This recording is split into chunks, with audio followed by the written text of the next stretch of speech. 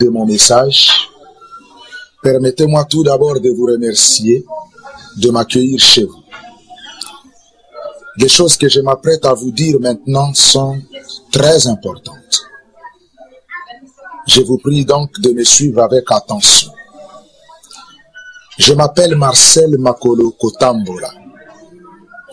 Ceux qui me connaissent savent qu'il y a exactement 6 mois, j'ai publié un communiqué dans lequel j'annonçais mon départ de la Pareco présidé par Honoré Mbanda. Aujourd'hui, je ne reviendrai pas sur les raisons de mon départ, elles sont connues. Je ne vous parlerai pas des défauts du leader de la Pareco, vous les connaissez. Je ne vous parlerai pas du danger que constitue ce mouvement, ce serait lui faire une publicité gratuite. Ma seule intention, mon seul objectif, c'est de vous parler. Vous parler pour décharger ma conscience. Vous parler pour vous demander pardon.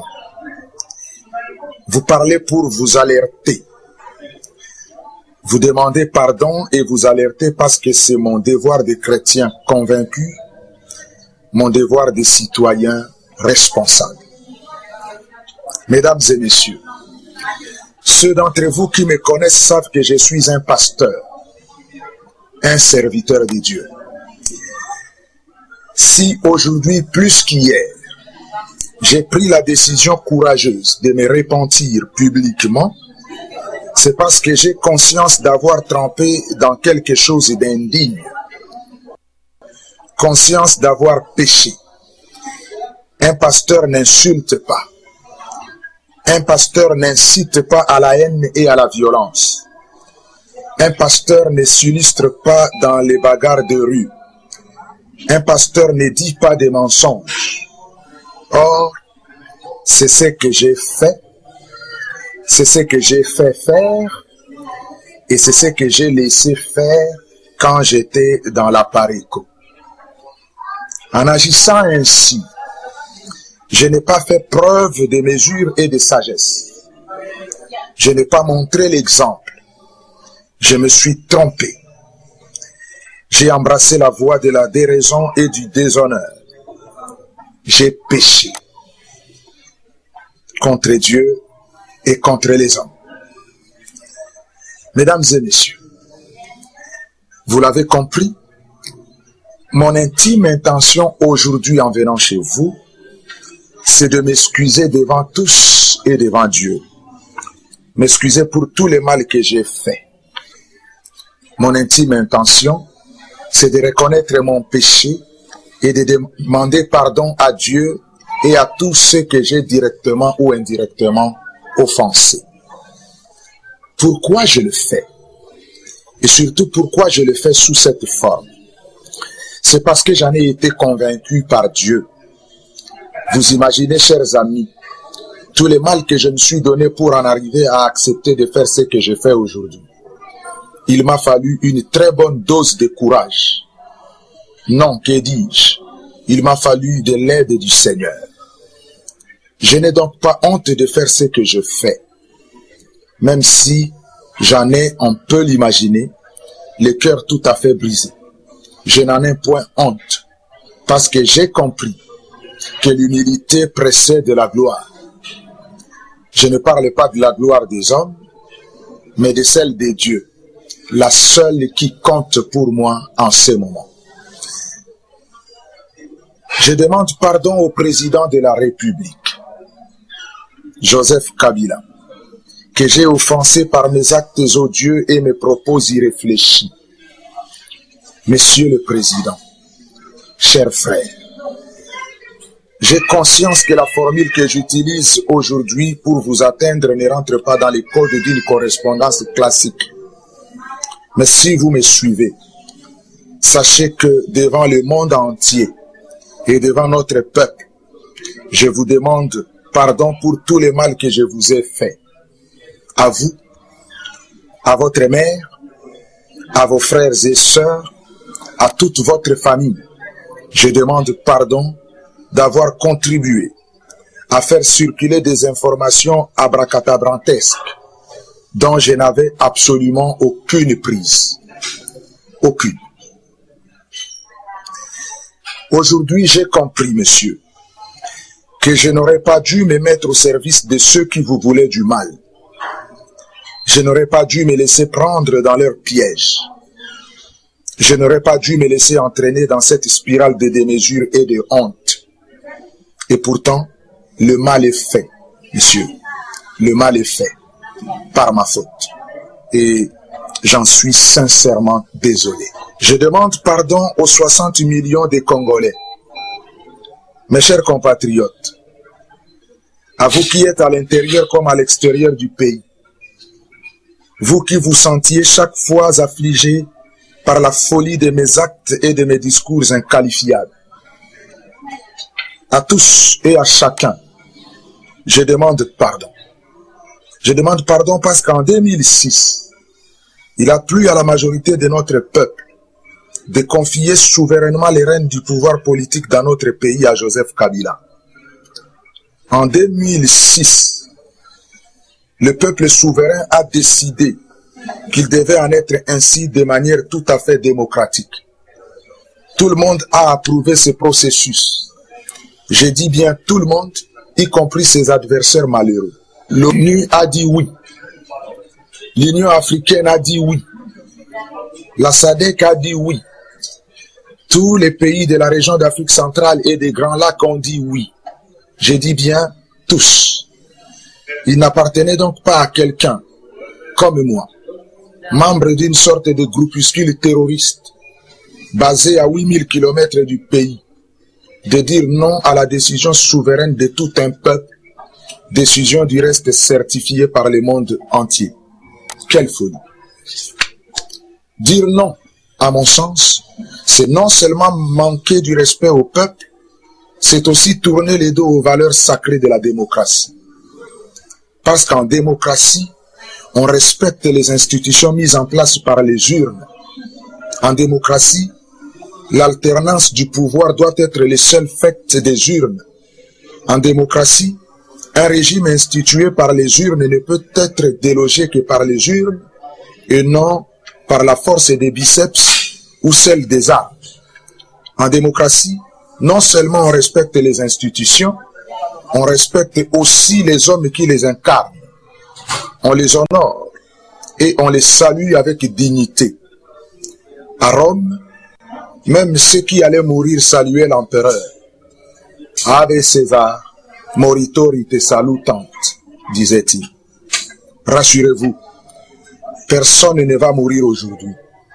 Et je n'ai absolument pas l'intention de conférer un quelconque titre d'impérator à Joseph Kabila. Je n'en ai pas l'autorité. Il est certain qu'il n'attend pas cela de moi non plus. Plus sérieusement, pour moi, l'évocation de cette formule antique, en vigueur parmi les gladiateurs, montre que le respect dû au chef n'est pas et ne doit pas être fonction de sa situation sociale ou de son positionnement politique. Ou pauvre, malade ou en bonne santé, marié ou célibataire, employé ou chômeur, homme, femme, jeune ou vieux, du PPRD ou du MLC, à l'intérieur du pays comme dans la diaspora, que vous ayez voté pour l'actuel locataire du palais de la nation ou non, vous lui devez respect et honneur à cause de la fonction qu'il occupe. Mesdames et messieurs, le mot respect ne me fait pas peur, parce que sans respect, on ne construit pas un monde meilleur et apaisé. Sans respect, la communauté du vivre ensemble est compromise. Sans respect, c'est l'anarchie totale. Imaginez quelle serait la vie dans une famille où les enfants ne respecteraient pas leurs parents, où la femme ne respecterait pas son mari et vice-versa. La vie dans une école où les élèves n'auraient pas de respect à l'égard de leurs enseignants. Une entreprise où les employés ne respecteraient pas leur patron. Ce serait le désordre. Ce qui est vrai pour une famille, pour un couple, pour une école, pour une entreprise, etc., est aussi vrai pour la République. Mesdames et messieurs, en agissant comme je l'ai fait, je n'ai pas eu du respect pour le président, pour notre président. Je le regrette sincèrement. Parce qu'au-delà de la personne de Joseph Kabila, en démocratie, président de la République est une institution.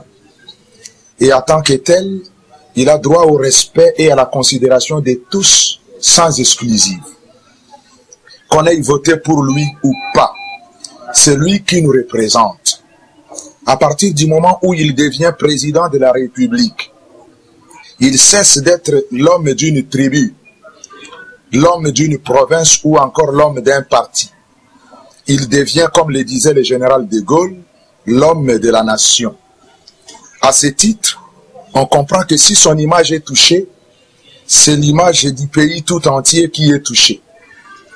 Ce que je dis ici n'est pas de la propagande, c'est la logique même. Ce sont des principes reconnus partout dans les pays dits civilisés. Je peux critiquer l'action d'un chef, je peux lui reprocher son mode de gouvernance. C'est normal en démocratie. Mais porter atteinte à son image et à son intégrité morale ou physique est un crime. Ce que j'ai dit pour le président de la République est aussi valable pour les membres du gouvernement et de tous les autres corps de l'État.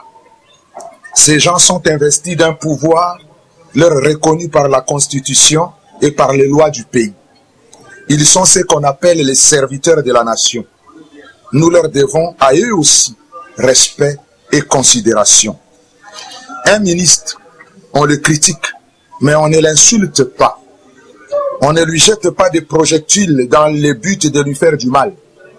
En démocratie, on respecte même celui avec qui on est politiquement en désaccord. En démocratie, force est aux idées, force est au débat contradictoire et au discours. Les biceps et la violence n'y ont pas droit de citer. Oui, mes chers compatriotes, c'est pour avoir fait faire et pour avoir laissé faire toutes ces choses que je vous demande pardon aujourd'hui. Comme je demande aussi pardon à tous les fidèles chrétiens de mon église et aux membres de ma famille, à ma femme et à mes enfants, pour ne les avoir pas écoutés plus tôt et pour avoir passé outre les avertissements qu'ils n'ont cessé de m'adresser. À tous et à chacun, de tout mon cœur, je demande pardon. L'acte que je pose en ces jours n'est pas un acte banal. Il est une décision prise en âme et conscience. Il vient du fond de mon cœur de citoyen et de chrétien convaincus. Il ne répond à aucun calcul politicien. Il ne vise pas l'obtention d'un quelconque marocain ministériel au pays. Il n'est pas le fruit d'une influence quelconque. Je refuse donc qu'il soit récupéré à des fins de propagande partisane. C'est le cri de cœur d'un homme engagé qui n'en peut plus de voir certains de ses concitoyens être manipulés par des gourous et autres idéologues de la violence aveugle et de la haine. Ma démarche d'aujourd'hui est simple et mérite d'être comprise comme un appel à la conscience de chacun, un appel à la responsabilité, un appel au respect des institutions républicaines, un appel à l'amour des autres, un appel à l'amour pour la patrie.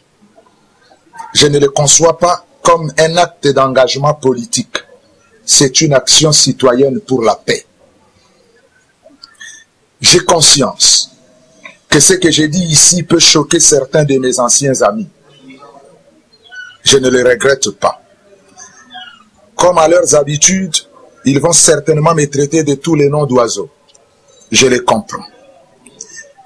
Mais je ne regrette pas mon acte. Je ne suis pas un traître, comme ils aiment à le murmurer. Car dans mon entendement, on ne trahit qu'un idéal. On ne trahit qu'une vertu. Or, que je sache, injurier quelqu'un n'est pas un idéal. User de la violence ou inciter à la haine de l'autre ne sont pas des vertus. Non, messieurs, je n'ai pas trahi. Dites plutôt que j'ai renoncé. Trahison n'est pas le mot qui convient ici. Utilisons plutôt celui de renoncement. Car j'ai renoncé à ce qui apparaît de plus en plus aujourd'hui comme de la gangrène contre les principes universels de la démocratie et des droits des individus. La violence, la haine, le mensonge, la volonté de tuer et de faire du mal, les coups d'État, etc. Oui, messieurs, je suis fier de renoncer à tout cela. J'ai fait un choix difficile et courageux. J'ai fait ce choix parce que je refuse de continuer à mêler ma force à l'entreprise diabolique de déstabilisation de mon pays. J'ai fait ce choix parce que je refuse que mon nom, le nom de mes ancêtres, soit répertorié sur la liste de ceux que la lâcheté a jetés sur la voie de la violence aveugle et de la haine des autres. J'ai fait ce choix parce que je refuse de joindre mon assentiment à l'œuvre du ternissement de l'image de mon pays à l'extérieur. J'ai fait ce choix parce que je refuse de participer au combat mené par une bande d'aigris de la République. Ceux-là même qui promettent d'offrir aux Congolais d'aujourd'hui ce qu'ils ont été incapables de donner aux Aïrois d'alors. Pourquoi n'ont-ils donc rien fait en 32 ans de pouvoir sans partage? Si ils ont réussi à faire quelque chose, l'enrichissement personnel, c'est tout ce qu'ils ont réussi à faire d'intéressant. L'enrichissement personnel. Malheureusement, aux grandes dames du petit peuple que nous sommes. Oui, mes chers compatriotes, je refuse de continuer à pécher contre Dieu en cautionnant les actes malveillants de ces gens. Je sais, certains pourraient s'interroger à juste titre d'ailleurs. Tiens, n'est-ce pas là le révérend Makoloko Tambola, l'un des fervents défenseurs de la Parico, l'homme qui a chanté la gloire d'Honoré Mbanda dans le monde entier à travers ses écrits et dans ses nombreux discours? Oui, messieurs, vous avez vu juste, c'est moi. Je n'ai pas pour habitude de me dérober de mes responsabilités. J'assume mes erreurs. Parce que comme je l'ai souligné à l'instant, je considère que mon appartenance à ce groupe était une erreur. Une grave erreur. Un bon pasteur n'a rien à faire dans un groupe comme celui-là. La Parico veut la mort des autres. La Bible dit, tu ne tueras pas. La Parico se distingue par la haine des autres. La Bible dit, tu aimeras ton prochain. La Parico déploie toute son énergie pour insulter Joseph Kabila. La Bible dit, tu honoreras les chefs de ton peuple. Non, je n'aurais pas dû, en ma qualité de pasteur, appartenir à un groupe comme celui-là. J'ai honte de le dire, mais je dois reconnaître que j'ai été naïf. Naïf comme on peut l'être parfois quand on aime sincèrement les autres. J'ai cru que c'était des gens de bien, surtout que leur communiqué était toujours ponctué de formules bibliques du genre « que Dieu vous bénisse ». Aujourd'hui, avec du recul, il m'arrive sincèrement de me poser la question de savoir de quel Dieu parlait-on là. Que Dieu vous bénisse. Quel Dieu va bénir qui? Quelqu'un qui veut tuer, quelqu'un qui passe son temps à insulter, demander à Dieu de bénir. De quel Dieu s'agissait-il réellement? En tout cas, selon les Saintes Écritures, il ne s'agit pas de Jésus-Christ. Jésus-Christ n'exauce pas les prières des meurtriers, des menteurs et de ceux qui incitent à la haine des autres. Mesdames et messieurs, aujourd'hui, j'ai changé. J'ai changé parce qu'en politique, comme dans la vie tout court, il n'y a pas de principes intangibles. Il n'y a que des positions qui changent face à la réalité du moment. Ce qu'on a pu dire à un moment donné n'est pas forcément valable à un autre moment. L'évolution de la réalité fait parfois bouger les lignes de fracture entre les camps. La politique est faite par les hommes dans une société en pleine évolution. On ne peut donc pas la faire avec des principes figés, dignes de l'époque soviétique. Le monde change. les idées changent. Il faut changer avec. Pas par opportunisme, mais par conviction. Et aussi, j'insiste sur ce point, par sens de l'intérêt général.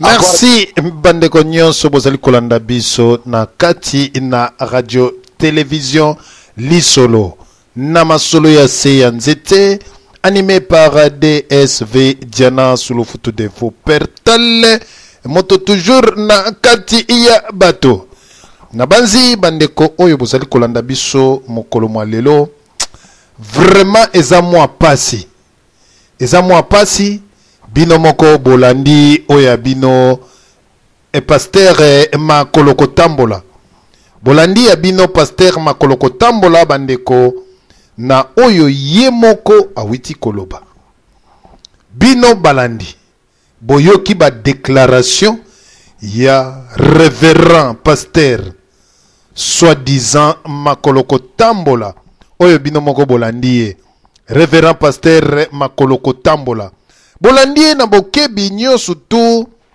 esika oyo aye kopasola mpoke na ye mpamba te na kosenga Hippolyte Kanambe pardon mpamba te mosali na Nzambe akoki kofinga mokonzi ya mboka te oyo elobami na kati na Biblia.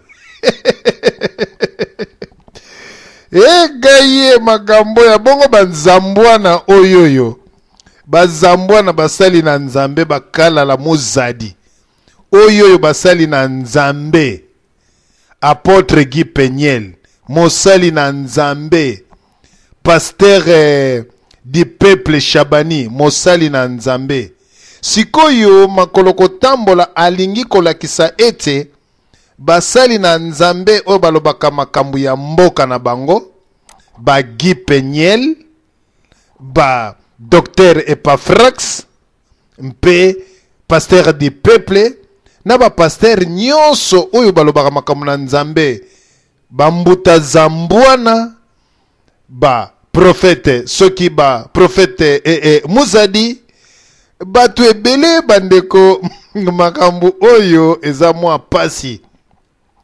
Eloko nini etindi Makoloko Tambola ye asenga Hippolyte Kanambe pardon tokoyoka yango eske alembongo eske bakangi famille na ya notage eske azali na posa Hippolyte Kanambe atanga discours wana po abengisa ye akende kokota na politique wana ya solo bandeko makambo tozali ko comprendre te bandeko bolandi ye a travailler na Aparico ba travailler na Lukuta Aparico a travailler na Aparico bazali koloba ke non il faut bakende ko boma or que mosali na Nzambe pe Bible lobi ko boma ezali mabe mama na ngai makambo e bandeko bino bolandi pasteur Makoloko Tambola na lolenge oyo ye alobi ngana za ko interpeller ba pasteur nyonso tu bato mayele o bolandi Makoloko Tambola na libungi ngai nazali ko benga ba pasteur bakota parce que o Makoloko Tambola lobi un pasteur akoki ko finga te e komami na Bible te pasteur akoki ko finga te pasteur akoki ko te ya NT pasteur akoki ko luka place akoboma te balobi ke ofingi mokonzi ya mboka ozali na bilakeli mabe abongo Makoloko Tambola o ya lobi ezali normal soki bomoni yango ezali normal abandeko commentaire ekende tozwana no papa na biso papi man oya koteli biso na banzi olandi révérend pasteur Makoloko Tambola oya yo intervention eboto namoni papa na biso papi man toujours micro na ye ezali na mwa nyangulu na lekani na lombango epe ya mama na biso mise soki azali koyoka biso olandi discours ya révérend pasteur Makoloko Tambola ya sengi pardon okoki kofinga mokonzi ya mboka te oko esengeli eboto papa na biso sana maloba ozana maloba papa na biso papi man na banzi ndeko ti sikoyo micro ya Skype na ye ezalaka na mwa mobulu esengeli obongisa yango toleki nano mpe mama na biso mise tomeka nano kopesa ye selon discours ya pasteur révérend pasteur makolo kotambola oyo moko azalaki na kati na pariko oyo abomaki lokuta ya pariko ya Honoré Ngwanda ya solo tolanda yo est-ce que ba corrompre ye ou bien alingi azwa poste ya kokende kosala na gouvernement ya Kabila ou bien ba pesi ye mbongo ou bien famille en otage pourquoi asali bongo papa na biso papi toza koyoka yo te allo na banzi papa na biso papi tozali koyoka yo te meka kobongisa ni na yo mama na biso mise topesi yo maloba boto na ba auditeur nyonso balandi nyonso radio lisolo boto papa Zambwana Joaki papa Desfe na mère Solange papa Zambwana na mama ni na famille mobimba boto na bino papa Desfe na bana nyonso elongo boto balandi na radio lisolo bisika biso bozwami boto na bino ba patriote na bengi patriote parce que discours na uti koyoka ya papa oyo eza patriotique ata mokete. Papa Oyo a considéré la nation congolaise ata mokiete. Oui, c'est vrai. Azali pasteur, c'est vrai. Mais tant azali kosala bambeba nyonso tu wana, azali komiye banini ya bane kosala parce que azali pasteur azali la parole depuis. Hein? Azali na kati ya parole, à vivre na kati ya parole, à teaka parole, à exhorter par la parole, à salara tout par la parole. Donc, azaki na kati na bobungi te tanga zako sa makambo nyo surtout wana pour sa nation. Ceux qui pas mobilisés qui c'était pour sa nation et to monité sika pekisa mi na kati ya parole mota bundela mboka na ye. Na moni yango pa imoko te. Ezali discours azali on dirait batie yembeli na kingo soko meki toza ko kata. Ndenge nga na comprendre na saisir en tout cas pas ses mingi. Omi bosana o teka dignité na yo po eza oteki dignité na yo aza na yo obligé ya koralier partout ya kei kolanda wana te non aza obligé te toza na monde moderne ba droit et ali ba loi et ali na yebite qu'est-ce qui s'est passé na moto na ye oui à se rendre peut-être compte que ça là qui m'a bé devant ndenge azolo ba wana mais en tout cas non eza bongote papa on dira te kimboka na ye po ba na ko bundela cause moko noble oteki yango même ceux qui olongoli maboko na yo na ba action nyonso banaye kosala o reconnaître yango comme que ezalaki lisumu devant Nzambe oza obligé ya koralier parti wana te oza koteka mboka na yo clairement et purement simplement oteki mboka na yo pe esili olongoli maboko boyi bitumba boyi kobundela mboka na yo kobundela mboka ezaka kotia moto mbeli te tala moto oyo ke kosenga pardon oyo azo sala na Congo ekozwa bambula boni pa senga pardon na ba mama na ba papa na bana na ba koko oyo azo salela mabe ekozwa mikolo boni bambula boni senga pardon na nation congolaise par rapport ya ninga ya na pouvoir par rapport à makambo nyonso oyo azo sala par rapport ya mito oyo azo kata na Congo aza koboma na ndenge nyonso psychiquement et physiquement azo boma vraiment na yebite basai na Nzambe en tout cas soki bakoya balobela biso nano po eza passe papa la zoksi maloba pas déçu. Merci et maman na biso mise na yebite lelo bandeko esengeli to pasola mpoke na biso vraiment na lombango mpamba te toza na minute ya ko perdre te tokende pa kulutu za mbwana Joachim to pesa maloba. Merci ndeko Desfe, merci mama Mise, merci ndeko Dompe na Papiman na batinyoso bozali kolanda biso kati na mpoko lelo yo. Na banza masolo ya mpoko lelo lokole ezali ko concerner un pasteur yo pe ndeko Desfe oti ko pesa introduction na bato bakoteya kali lo bana Nzambe qui est entre autres ngana zali awa. Donc na kosenga yo na tout au cours ya émission oyo opesa ngai pe mwa minute mingi sauf que soko moni susu mutu muso ateyaka akoti na kati awa po to ko pasola mpoke oyo malamu avec pasteur makolo kotambola po to ba pe makolo ne pe etambola ka ndenge nini.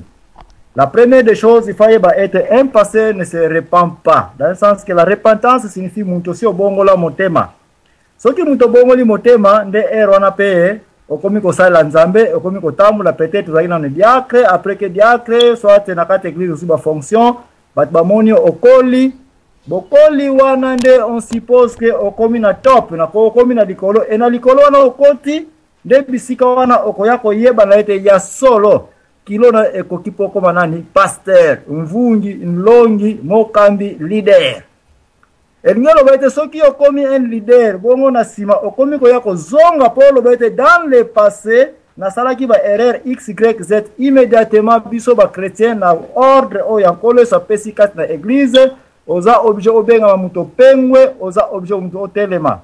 Première question n'est pas passée makolo kotambola église na ifuba longola comme pasteur parce que a confessé na mozindo te mais tomoni ete azalaki muta makila na ndenge ya confession asili kosala parce que quand il a travaillé ku Ngwanda possibilité pe ezali ke bakoye pe kosoma minduki po batinda na Kongo kene ko bomba mokonzi ya mboka ba monter batu bakende basala bakuya ndenge na ndenge ko empoisonner ndenge boye biloko eleka na politique elingo bake misala oyo nyonso ya confesser asala ki quand il était pasteur. Wana nde première réponse na ngai pa pasteur makolo kotambola mo pasteur titre wana lelo tozo longola yango il n'est plus un pasteur aza objet avant na bande touche aze la jour ko bongo la motema bongo a récupérer mo pasteur mais pour le moment il disqualifie totalement parce que tombo atamboli mabe ngai tana la li discours na moni mwana ya moke politiquement anana kutabandi solo ya politique était il n'est même pas pembeni parce que c'est un homme où Alinga qui ne connaît tête na na case de l'octopus, na caverne de l'octopus, ya Kabila. Pourquoi na lobby boye parce que il n'est point un autoritaire, sinon que baoba lana ki émission la semaine passée, bokoye ba que signifie pouvoir na autorité. Pouvoir ezali nzambe mutu akopesa kango na mutu na tango nzambe aponi yo. Mais na système démocratique pouvoir ekouta kana présidenté le pouvoir est kouta na peuple soki baponi ozala mokonzi na biso okomi na autorité na nokutute mais ozui pouvoir yango soki otamboli mabe toujours élection soki ekuti opoli na élection pouvoir yango peuple a retiré na yango pe lisusu donc pouvoir ezali te elamba oyi kolata na tongo okoyi pe kolongola yango na soir à se dire Yé passé et makolo kotambola oyo je me demande bien ce qu'azali vraiment passé dans l'an 2001 place nini yango peuple congolais bazwa ki pouvoir ba pesa na Joseph Kabila pour lelo aya koloba ete la Bible ezali koloba respecter tout pouvoir yango yé makolo kotambola akendaki na Congo na élection na 2001 pour pesa na Joseph Kabila à répondre question na soba ko répondre question oyote makolo kotambola na politique ya Congo to lingi komona yete et ensuite il fallait ba être autorité ya Kabila o azali ko salela qui est c'est une autorité ya nini ya dictature aye bisanga i place ni yango dictature ko boma batu ya ko freiner ba candidat opposition ba yate ya ko telemela bana mboka ya ko zanga ko zongisa intégrité nationale parce que rôle ya un président parmi les rôles na ye ezali ya ko résoudre ba conflit entre les régions ba ko résoudre ba conflit entre les ministères ko résoudre ba conflit ndenge na ndenge Kabila est-ce que ye pasteur oyo aza capable de ko kitana na Kinshasa ko pesa ye ba conseil sinon que ye est-ce que aza ko landa teke il y a des pasteurs ba collègues ya modèle na ye bazali pe ko kendaka wapi na Congo ko kende ko se faire sodomiser ko kende ko sala kindumba na pembeni ya Joseph Kabila petan baza ko zonga ba kenai na ba couper bazongi na ba pantalon ki ba jeep ba mbongo ya ndenge na ndenge est-ce que intention na ye pona ko ya ko appuyer Joseph Kabila pour demander pardon pour akonzama pas pour s'incliner pour s'agenouiller na makolo na ye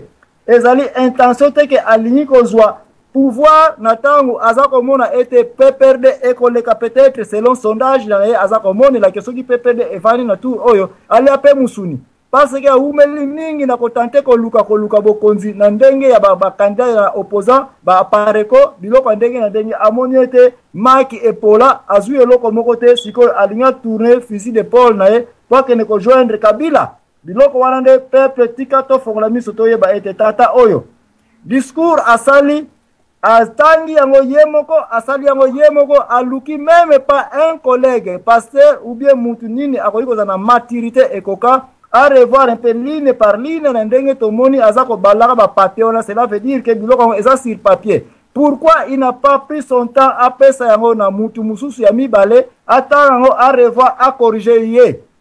Soki mutango azali na pembeni na ye na mutu yango tika totia bango na mupiko moko tokanga bango libanga tobwaka bango na océan po bakombo na bango eyoka na lisusu na babiloko ya Congo te. Parce que discours yango apparemment ezali ba flèche azali ko bwakela contre ba combattants, contre ba résistants, contre la diaspora congolaise oye bimi na Congo parce que tomoni ke Congo moto ezali ko pela et que unique moyen de s'organiser dans la vie c'est d'aller ailleurs. Parce que aza koloba ete ba wera son ba musicien oyo tika ete bako ko vivre na bango to tika musala na bango parce que comme ça qu'ils vivent. Oui, na koteka ka mabele na kolakisa ka yo ka passer ka leçon. Donc soki yo passer makolo kotambola olela kotalaka bampunda wana na bakweka bakaleso wana baza kolakisa ka yo soki yo za ko sepelaka na yango nde yango yo promotion yo benga minde tata molimo po oko ko promoter. Soki ba les combattants kutu peut-être tolo ba supposons que batanga la Bible te, supposons ba koyaka na église te, supposons ba yebi degré spiritualité ne yo za na ngote, mais bazali komona ete koyako lakisa mabele ba jeune fille na biso banzote ba mama ezala exposé ezali ba distraction pe de péché qui est yo pasteur oyo makolo kotambola po ya kotia makolo na yo na nzela ko telemelaka batu oyo ba lakisi biso ba exemple ete bino même si vous avez la Bible, vous êtes incapable de corriger la population na merci à ma bezali kotambola. Wapi correction en tant que pasteur. Non, pasteur ma kolo kotambola oyo kisi église soni. Et vous avez une liste ya ba oyo bazali ko kwesa église chrétienne. Vous avez une liste ya ba to bazali ko salete date ya lelo vie chrétienne comme eloko ya pamba. Parce que pour un bongo tu te fais sodomiser. Pour un pouvoir politique il y a mascarade à Kinshasa. Vous allez teka croix, vous allez teka Bible. Non, pas solliciter Bible. Dès que diana na zone sibino antenne poto ko ba sou passer qui na 21 minutes, na quand même na 40 quelques minutes passé na moni buzoba sur buzoberi ya muto azali ko tenter ko benga ma pasteur, mais c'est un charlatan. Nazo museba antenne de ko deve suna tika kota soki place no sala kota aya ko zo savon na misu na yelero. Merci wana ezalaki maloba ya kulutu Zambwana Joachim ya solo bandeko ezali mwa pasi mingi na komona wana ezali ba sekel otobenga kama ba trace ya pariko na banzi soki makolo kotambola a lakisi biso bongo abongo mokonzi na ye Honoré Ngwanda ya lobi abongo mokonzi ne Honoré Ngwanda alobi na banzi eloko nyonso tu ebandaka epa ya maître soki maître a enseigné bélève na ye alors bélève bakozwa toujours ba caractère to ba prise ya maître na bango tam mususu maître déjà c'est a senga na ye biso toyebi te tozola la pongi yango élève atali oyo maître asengi ngai pe nabima na mpwasa ye aza ya kobomba na toyebi te bandeko tokende pa papa na biso Dompei toyoka nano olandi discours ya makolo kotambola eloko nini yo okoki ko reprocher makolo kotambola Kongo ekei matondo papa Kongo ekei Dompei matondo mingi na pesi lo sako epande kuna msoza bwana mama mize pe bandeko nyoso banadia 3 fois W radio lisoro papa dia natika na seka wa Kongo ekei Dompei Kongo ekei oh Dompei ngala zolela Kongo Kongo ekei mais oza ko seka moko méchant papa eza ko seka Kongo ekei mais sikoyo na lobi Kongo ekei Dompei oji kombo mutu d'abord boyo kana no kombo mutu makolo kotambola kotambola na kibula te kitambola na kibula soka za kata makolo kotelema alinga tele mesika mokolo kwa za makolo kotambola tale zika za kotambola katambola ye yango ngana kotuna azali pasteur azali passeur to azali pastueur tu comprendre nous sommes bien comme pasteur na lombango il aza pastueur donc c'est quand ça deki abomi za kokende makolo kotambola ezali kokolemba te e kotambola mokili mobimba zungulungu mbamba mopepe kaina aza pasta Diana félicitations félicitations à mon salon Saranga. Quand il faut changer combo. Tu peux vraiment combo ma poite. Pose à poite tous les politiciens. Moi dans ces mots poite. Saranga a erreur mikolo. Il va que na cadre na kati na radar dire sur le foot va ko poite yo. Et ça makama ko yo na mutu mawate. Toza indina likambo Congo. Wana il faut te rappeler bato. eza likambo ya mawa te onalingaka yo te dehors awa likambo ya Congo muto teki mo Congo ezala ozali makolo kotambola makolo kotelema makolo braquette mangobe boye na boye tokolobela yango mais papa ozali komona makambo tozali koloba ke bato kaka o bazali ko représenter soi-disant peuple congolais nde baza koboma Congo ezali kokufa eza faute ya ba congolais toi na élite tout le monde est traître. Tout le monde devant mbongo komona makolo komi kolenga okanisa batie na courant électrique. Mais eza mawa. Yo lobi ozalaki na opposition, au moins papa Diana avant na kona ko koma na kuna un véritable opposant. Un véritable modèle ko telemelo ko faut na philosophie. Philosophie ni koloba ososo likambo zali koloba na mozindo oza na sagesse na yango okoki kobalu ko bongwa na lokola mupepete en ce moment là oza na bomoto te oza nyama mpo moto ya sia soso le loko eza na moi eza na butu eza na mai na se na mai liko na mai bobemi na lola bobemi ali felo ako défendre kaka eloko moko wana mais soki mutu le lokomi na te ko senga pardon pas kabila donc kabila komi congolais.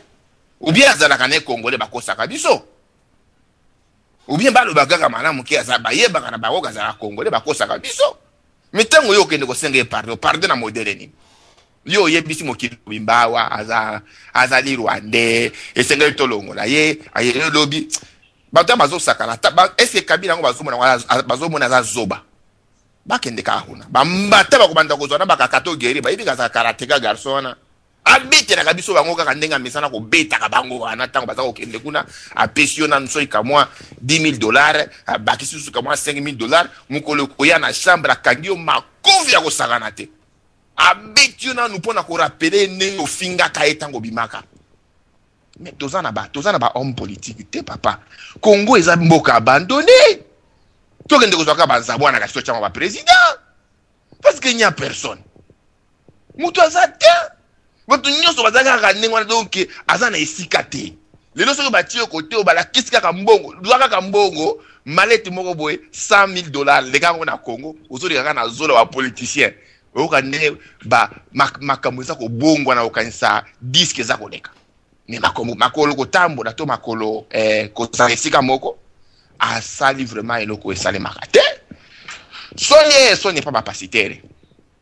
Sonia ko sakana te soni biso nga ekamu singa vraiment te parce que na yebi bango basaka bango ka marque wana so ka soju mutu ko mone pasteur ko banga na yote yebaka kya ko trahir na ekaka parce que ebele bazali ko salela ngo likambo alibumu likambo nzala le tomo na Congo ekomi premier pays fabricateur de pasteurs au monde doza ko fabriquer ba pasteur au kanisa na vitesse mo ko sakana te ba pasteur Melchisedek bazali ba pasteur basala ka classe bazali donc mutu ala mutika na tongo boye Nazi révélation makolo kotambola pe aleye wana nazi révélation akomi kotea akomi pasteur lobi kuna oyoka naza komi archbishop lobi kuna na komi apôtre na komi diacre tala ba titre ata ko na Jérusalem okutango te oke na Vatican okutango te zonga na Angleterre okutango te mais ba titre nyonso wana kaka na Congo parce que le peuple congolais azana mawa ya Congo te mboka chose ko kufa eza faute na biso bangonya basi ba comprendre que non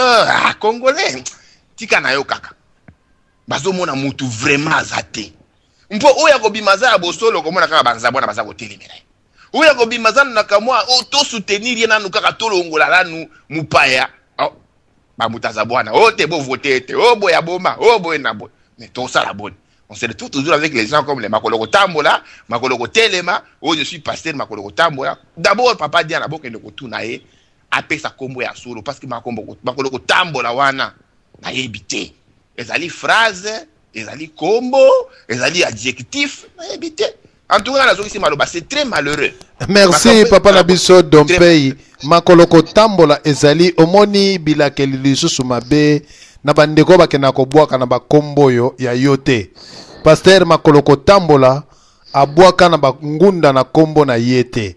Yango wana omoni ngunda soko bwaki na bakombo o libindi ankoi o makolo ya ngunza o bwe. Yebaka kote o mukande ko simba okondima kombo wana. Alors soko ndimi kombo wana bongo papa Nabiso Dompei. etikali ya yo te etikali ya yo otikali vraiment ke non makolo ya kotambola ou bien mutu train kombo etikali kaka ndenge wana yango mpe okosalela nango politique bandeko oyo bozali kolanda biso na kati na radio lisolo bino moko boyoki oyo azalaki porte parole avant Honoré Ngwanda loba c'était makolo kotambola ye mutu azalaki koloba nyonso makolo kotambola bolanda ki esika oyo deuxième série première série ndenge apanzaki apariko na ba radio misusu pe ndenge émission elekanaki awa apanzaki vraiment apariko alobi ke eloko yite c'est makolo kotambola parce que azalaki serveur monteur na kati na radio na apariko bolimbisi cerveau monteur na kati na apariko. Alors botala na ba cerveau monteur na bakati ya ba parti na banzi bandeko ba pasteur oyo bazali ko bundela mboka na bango bazali oyo ya solo oyo tomonaka jamais makozala corrompi ata mokolo moko te. Tozui pasteur du peuple kuna na kati na Angleterre azali toujours ko bundela mboka na ye alembaka te. Totali kuna na kati na mboka na Suède tozui apôtre de réveil LG Peniel azali ko bundela mboka na ye alembaka te. Sinzeli ya peuple docteur Epafrax asa ko bundela mboka na ye. Na banzi ezana mwa ba pasteur me bandeko oyo boyoka ba pasteur mosusu te bandeko bazwa kaka ba poste ya pamba ya koleka na bandeko. Tout ça ce sont des aventuriers to lekana nano epa ya papa na biso Charlie Kashila yo landi révérend pasteur makolo kotambola oyo ye asengi président pardon pe alobi okokiko finga mokonzi ya mboka te atambolaki na lokuta na Honoré Ngwanda sikoyo ase convertir akomi mwana na nzambe mpe ba angelu babakisi ye mapapu ye akosala lisusu mabe te esika oyo Honoré Ngwanda bandaki ko loba ba discours na ye mpe bandaki kotanga nkombo ya nzambe ayebi te nzambe nini oyo Honoré Ngwanda bandaki kosambela eske nzambe oyo abomaka bato bien nzambe ya pe nga pe nayebi te ye alobi ke pasteur akoki kosala nini odom pambu papa na biso Charlie Kashila mwana mfumu kembango oya yonde maloba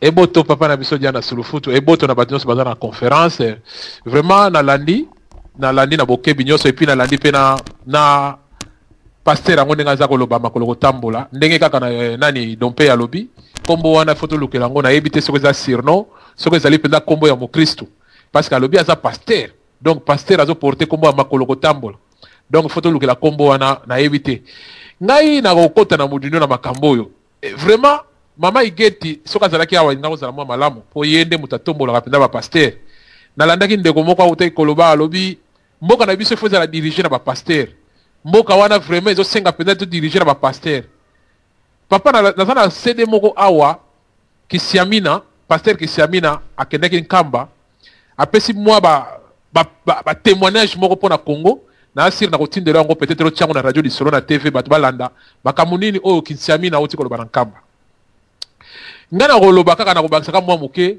et puis congolais mpenza il faut comprendre que mboka na biso ezali kozonga nsima mingi mpo na bato oyo tozobenga soi disant balider ezala ndenge nini balider ezala na makambo etali makambo ya nzambe balider ezala na makambo etali politique surtout oyo toza kobenga bajeune nga naza komona meme natali meme Mandela ndenge papa na biso eza mwana marga alingaka na ye Tshisekedi te mais nazotala meme Mandela pouvoir na ye na age oyo ye akomi nango quand même likambo asali nazotala mpe bavie oyo bazodirige mpenza bamboka par rapport à bajeune nazotala mbala moko nazobule makambo mosusu et puis soko nazongi mpenza nsima natali moto oyo makolo kotambola parce que nabanda kolanda bakasete nde banda kala nabanda kolanda ye nyonso oyo alobaka papa atrahir eloko moko moto aboye d'abord azoloba balimbisa ngai nakosaki bon siko moto wana azali pasteur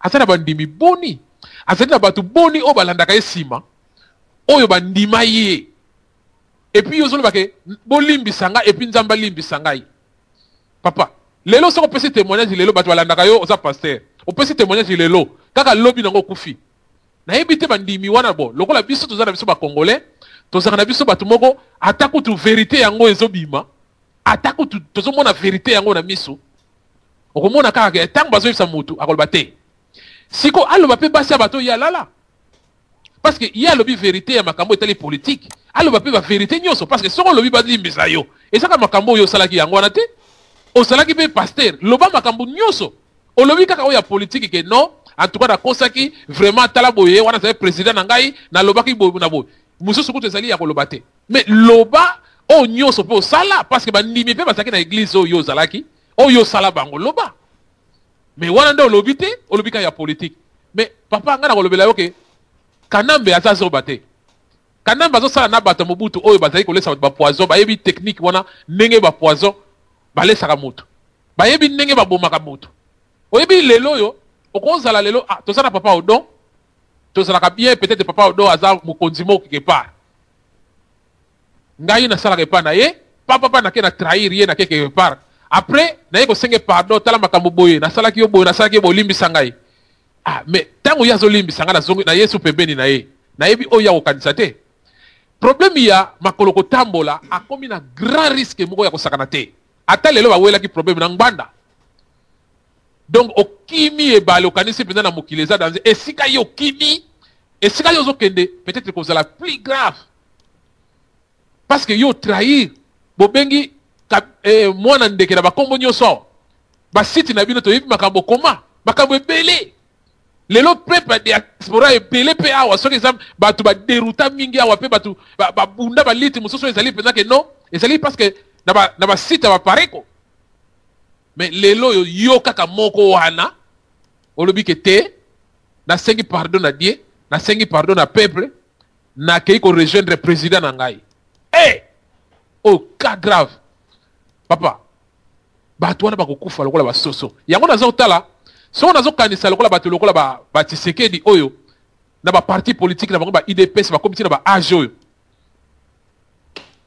ke molende kaka eza vraiment ti nazotala bo na vision wana nazotala nakolimbisa na mabe nyonso osala eza facilité namoni sikoyo ke congolais aza motu moko oyo nde nazolanda lelo nani kamerere azoloba ke ngai nakosala bambula wana te mpo na kozelaka ngai ifuna ngai ifo azotala bu jeunesse na ye mpo na ye azomona ke te ngai nakozela 30 ans te ndenge Tshisekedi yo ozozela ngai nde na présidence kaka donc cela veut dire que position emonanaki ke Tshisekedi ake kokufa na France donc yo kobima na opposition parce que na opposition moto ozala susu te après obendi batu okenda bango kuna ozi poste ya premier ministre donc todirige nso mboka donc position yango wana mais lelo tozongana na kota ya makolo kotambola pasteur nga nazobenga nazokende gauche à droite te pasteur azokoma pe wana pasteur makolo kotambola